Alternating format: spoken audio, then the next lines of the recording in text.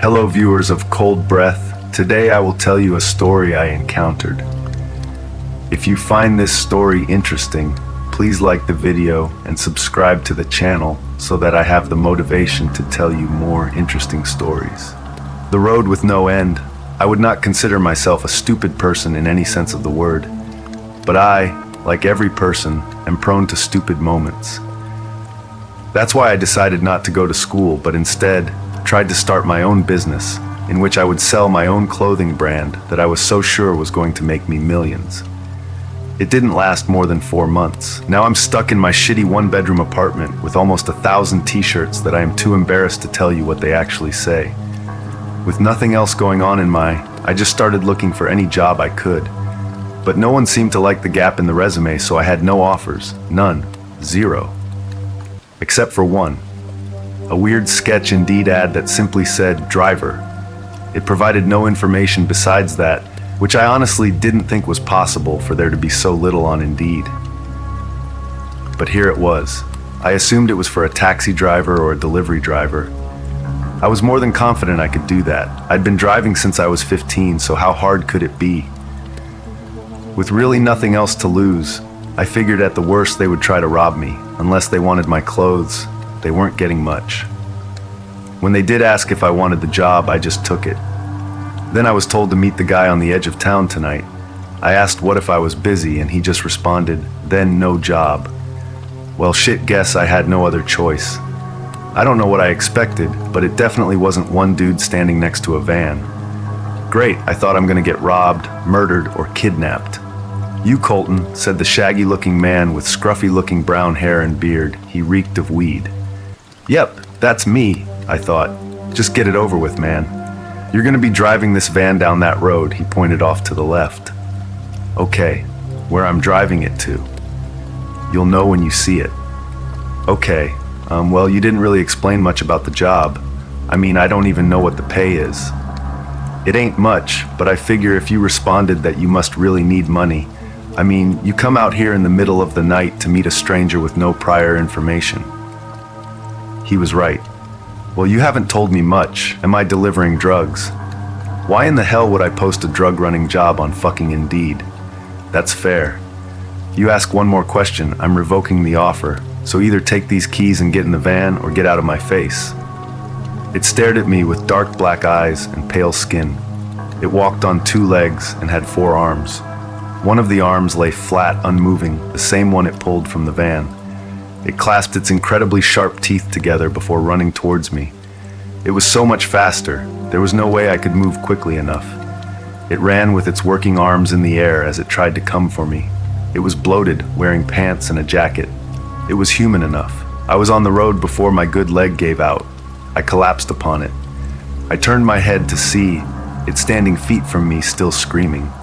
But it stopped right in front of me, staring at the sky. For the first time since I started on the road, the sun was rising. The monster screeched one more time before turning around and running from the road into some brush. Soon it was far from my sight. I wasn't going to wait around for it to come finish the job. I hobbled down the road for a mile or so, which in my current condition took much longer than it should have. From behind I heard the noise of what sounded like a metal clacking together. When it got closer, I was able to figure out it was a car. It came right towards me, and I prepared myself for whatever else the road was going to throw at me. The vehicle pulled over, and a familiar face stepped out. The same man from the diner. "Holy shit, you're alive," he yelled at me. I said nothing back, just hobbled over to the car, opened the passenger door and got in. He nodded and got into the driver's seat. We drove for 10 minutes before either of us said a word. I saw your van and just assumed whatever did that got you. You left the diner before me. Yeah, I stopped a little down the road and waited for you to pass. I've been following you since. Eventually, we came to a clearing just a bit further down the road, and he took a moment to properly assess my injuries. He told me my stitch job was utter shit and stitched it up properly. He then took to my leg, telling me it wasn't that bad, and made me a makeshift cast out of some foam and cardboard. He placed a bandage over my forehead, and as for my ribs, there wasn't anything he could do. We took the time to finally introduce ourselves. This was Ted Villac, a 33-year-old self-proclaimed doomsday prepper. The knowledge he gained in preparation for the end times came in handy. But he was kinda in the nicest way possible, an insane conspiracy theorist who thought our whole journey on the road was manufactured by aliens to test the limits of human capability. I didn't care about that. He could ramble about it all day. I was just happy to be around someone. For now, that's all I got. I'm stuck on this road and no one's gonna come and help me. At least I have company. I welcome any theories about what's going on here, and I'll let you all know if anything else interesting happens. The next fun thing I learned about the road is that the sun never comes up. In my 11 days of driving, I haven't seen the sun once. Unless I was somehow sleeping at the perfect time to miss all the sunlight, but that doesn't seem right. I never was a morning person, and I never was a people person, but damn, I was missing both of those. It makes you realize how much you took for granted showers and hot food. I didn't get to finish my thought before the van was sent off the side of the road, causing it and me to tumble my head smack on the steering wheel, and I blacked out for a second. The van lay on its driver's side. I was hanging slightly above the window. I reached over to unbuckle myself, falling directly into the window. My whole body felt heavy. My poor stitch job showed. Blood trickled from my back and from a newly formed scratch on my forehead. I didn't have any time to worry about that. Whatever knocked the van off the road got closer now. I could hear its heavy steps moving through a nearby brush. I tried to push myself up, but new injuries began to present themselves. My ribs ached, and I couldn't put any weight on my leg. I pulled myself using the armrest on the driver's side. I stood using my good leg to hold myself up, reaching for the passenger side door, but the thing dented the door inward. No matter how hard I tried, it wasn't opening. All while it got closer. I tried the window, but of course, it wouldn't roll down. An arm crashed through the front window, piercing the seat behind me. I had to duck down, forcing myself between the front seats into the back of the van. Pain shot through my body as I crawled through. The mattress had been knocked out of its place, forcing me to crawl under it. The monster was away from the window, and I could hear it scratching the car to my right. I lay in place, hoping it didn't know where I was. Its arm pierced through the side just above me. I crawled quicker towards the back window. Relief washed over me upon seeing the glass was already broken. I made my way through it, and I finally saw outside the van. Forcing myself up through the gap, feeling how ruined my leg was. I placed all my weight on my other leg, trying to move as fast as I could. I turned to see the monster's arm was still stuck inside the van. It tried harder and harder to pull its arm out. I used my opportunity to put as much distance as I could between us. The monster yanked, pulling its arm from the van before screeching into the air. The waitress came back to the table. "You two ready to order?" She didn't seem to care that there was someone else at the table with me now. "Cheeseburger's fine," the man said. "I'll do the same." She walked off. Like I was saying, you're pretty new still. You wouldn't believe the shit I've seen, man. Giant worms jumping over the roads, houses that stand up from out of the ground to chase you, hitchhikers that disintegrate into frogs when you pick them up. You know that sounds insane, right? If it was unbelievable, you wouldn't be listening still. So I'm guessing you've seen something that you're still on the fence about. I looked down at the table and whispered, "Zombie deer." I still didn't know if the deer was paranormal or just a freak of nature, but he was right. It was unexplainable at the very least. The waitress came back with our food. She stared upwards at the ceiling as if she was trying to avoid eye contact. She was listening in on us. Somehow I knew that. We both gobbled it up and not a word was exchanged. It wasn't till we both left the building that he spoke up again. 9 weeks. What? I've been on the road for 9 weeks. Jesus, and you have no idea how to get off, so that means I'm stuck. Yeah, you're stuck, but I got an idea. What's that? Let's go drive the road together. Safer in numbers, you know. Hell no, man. I don't know if I even believe you for one, and if I did decide you're telling the truth, what's to say you're not something the road conjured up to trick me? Yeah, you bring up a good point. Look, man, since you're probably gonna die. What the fuck, man? Let me finish. Since you're probably gonna die, I wish you the best of luck. With that, he turned around, got in his car, and sped out of the parking lot. All while I sat there trying to figure out my next move. I knew something was wrong. I knew somehow I was stuck on the road. But I knew nothing else. If I was to believe that man, I was going to see some weird shit. I believed him. I don't know why, but I did. I got back in the van and I kept driving. I decided my temporary sketchy job wasn't worth my life and started the 2-hour drive back towards town. I made my way around a bend in the road and I was back in the same place I just stitched myself in. What the hell? I thought it was the same place. I flipped the van around and drove again in the opposite direction, turned around again in the same place. I tried again and again and again, but I kept ending up in the exact same place, even getting out a couple of times to find my blood on the road. I once again received a text. It was from Charlie. "Keep driving." I texted him back asking who the hell he was and what kind of mind trick he was playing. But every text I sent didn't go through. I tried calling 911 again. I tried texting. I tried calling a friend, my old coworker, and my dad. No call or text would go through. I tried Insta, I tried Snapchat and Facebook, any app that would allow me to send a text. I tried even leaving comments on YouTube videos. I could use these apps, but I in no way could interact with others. Once again, I received another message from Charlie. "Keep driving." I accepted my defeat. I couldn't drive back toward town, and I couldn't contact anyone for help. This felt like the only option. So I got back in the van and started back on the road. I don't know what Charlie was, but he somehow was keeping me on this road, and he wasn't allowing me to talk to anyone I knew.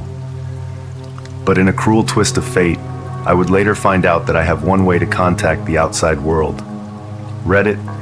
I can post as freely as I want on Reddit. I know that sounds stupid as hell, but it doesn't matter anyway. There is no way for anyone to even come help me, and I'm not revealing how to get to me. I kept driving. I'd been on the road for almost 8 hours. When I saw the diner, I pulled over and made my way inside. An older woman greeted me, sitting me down in a booth and handing me a menu. "I'll be back to take your order." There was one other customer in the place. He looked over at me before standing up from his table and making his way towards me. "Are you real or one of them?" he asked, sitting down across from me. "One of them. One of the things from the road." "I don't know what that means." "I can tell you're not one of them. He got you too, didn't he? That fucker Charlie." "You know him?" "Homeless looking dude. Had you come to the edge of town in the promise of riches untold, all you had to do was drive." I didn't want to admit he tricked me with a lot less than untold riches. "Yeah, something like that." "There's no way back, no way to call for help. How long have you been driving?" 8 hours, I think." "You're pretty new still." "Wait, shh, she's coming." It looked pissed in a way animals should not be able to show. The deer started its charge for me, its broken jaw swaying as it did. I turned around to make my run back toward the van, but the deer was much faster than me. I felt its remaining antler tear into my clothes and then into my back, knocking me to the ground and standing in front of me, now ready to make its second charge. I was able to roll out of the way this time. I pushed myself forward into the driver's seat and pressed the gas pedal as hard as I could. But since it was still in park, I didn't move. The deer rammed into the side, shaking the whole van. I put it into drive and peeled out of there. My adrenaline finally started to wear off, and I was very aware of my injuries, not only my back, but my knee and hands, which I scraped during my fall. Once I felt I was far enough down the road, I pulled over, using one of the van's side mirrors. I did my best to examine my injuries. The 2 scratches on my lower back seemed to not be serious, but the puncture wound in my shoulder was bleeding really bad. I called 911 to get an ambulance, but the call wouldn't go through. It just kept failing. I knew I was going to have to drive myself to a hospital, and since I didn't want to die of blood loss, I saw one option. This was my first time doing stitches, so my solution was, well, I ended up on a WikiHow link, which as I'm typing this, I realize was another stupid moment. I lacked most of the tools they used, so I had to just follow it as best I could. I took a needle and thread from the med kit and went at it. After poking the needle in my skin for the first time, I realized how fucking painful it was.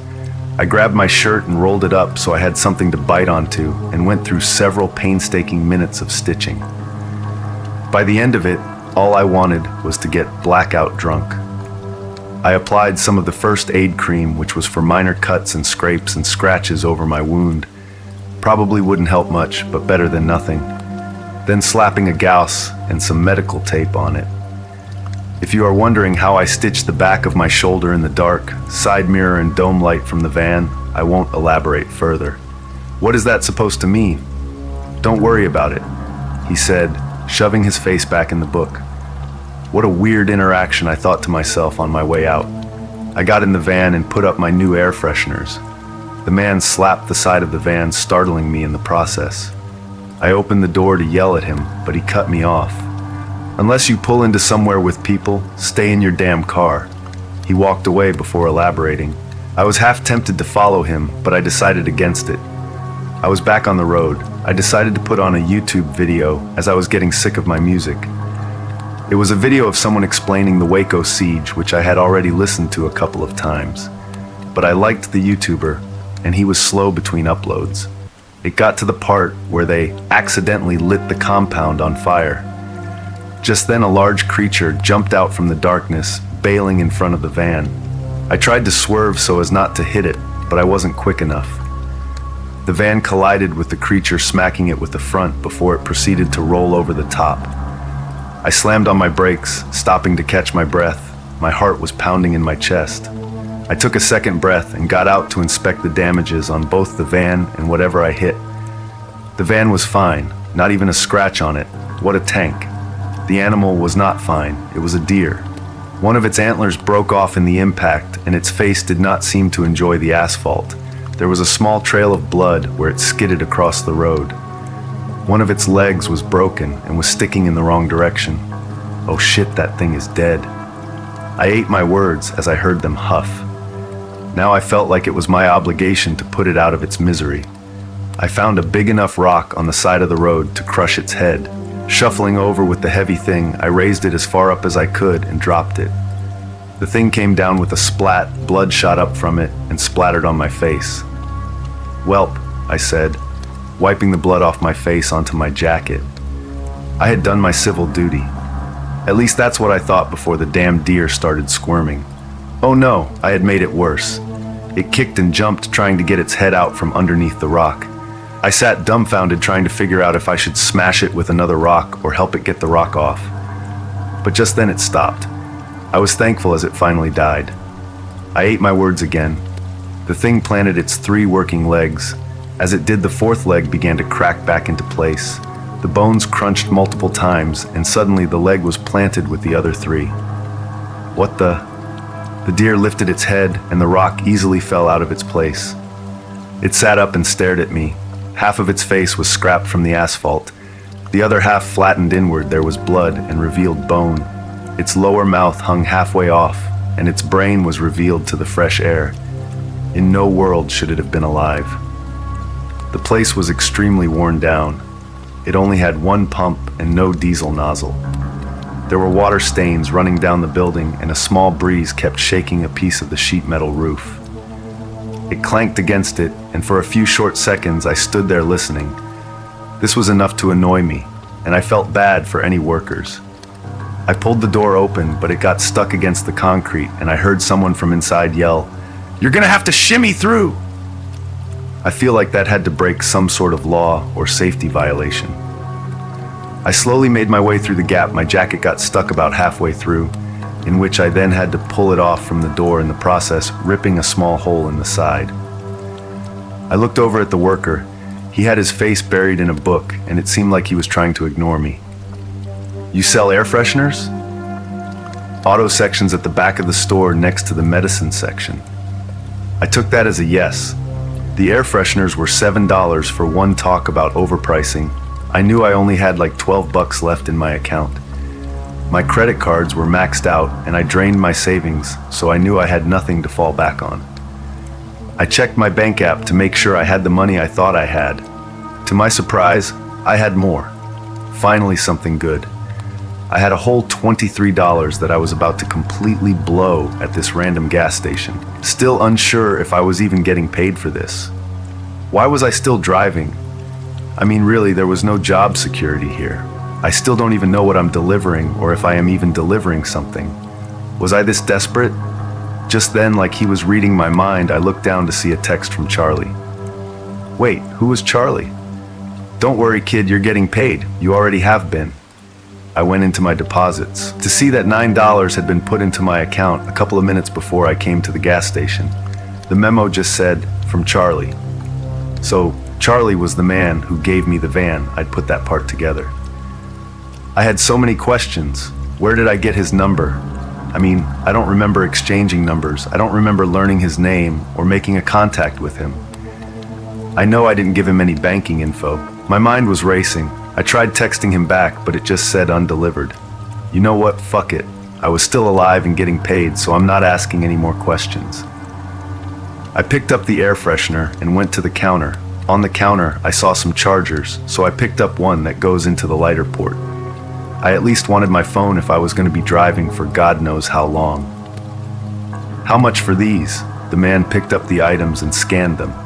$13.78. I fished in my pocket for my wallet and put my card in the reader.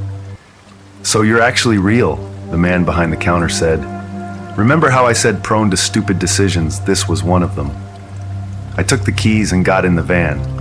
God, it smelt bad trying to grab the crank to roll down the window.